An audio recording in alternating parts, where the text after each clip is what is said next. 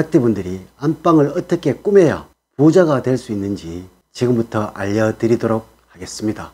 잘 들으시고 실천만 하신다면 닭띠분의 삶은 부자의 행운과 행복이 넘치는 삶이 된다는 점.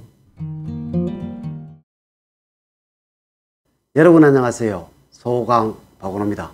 부자들의 안방에는 절대 이것이 없습니다. 안방은 어떻게 꾸며야 할까요? 여러분들의 안방은 부부의 사랑이 시작되는 곳이고 집안의 안정이 만들어지는 근본이 되는 곳입니다. 예로부터 안방은 집안의 중심이 되는 것이고 집안의 가장 어른이 거처하는 곳이라고 하고 있습니다. 네, 맞습니다. 여러분들이 일반 회사의 사장실과 사원들이 거주하는 사무실이 같은 걸 보셨나요? 번영하는 사장실과 적자에 허덕이는 사장실, 분명히 차이가 날 수밖에 없습니다.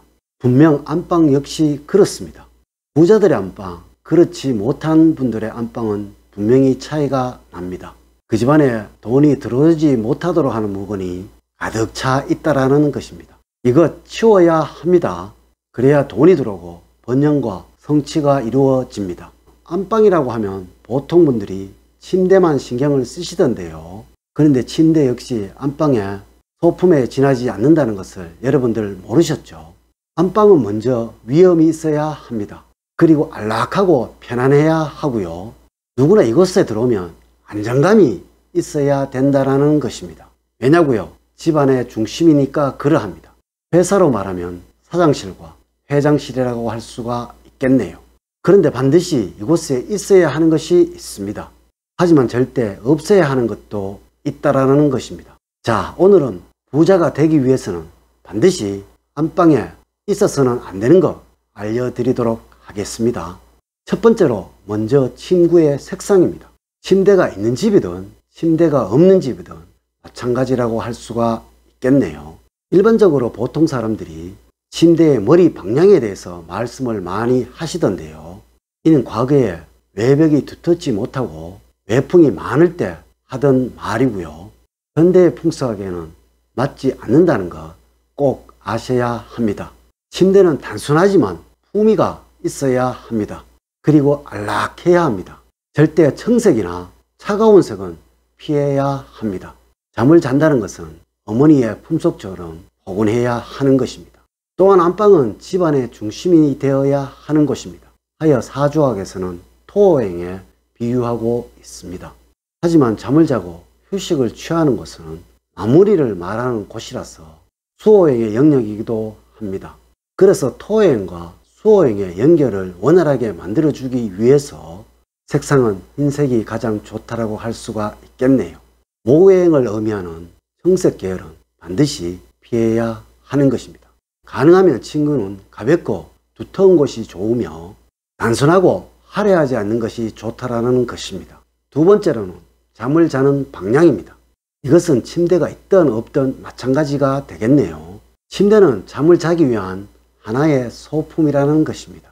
절대 이 자체가 어떤 영향을 주는 것은 아니라는 것이겠죠.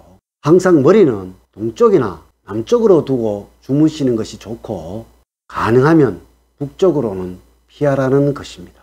왜 그럴까요? 아침에 일어나서 햇살을 머리에 받게 되면 세로토닌이 생성되고 이로 인해서 활력이 넘치고 생명력이 증가된다고 합니다.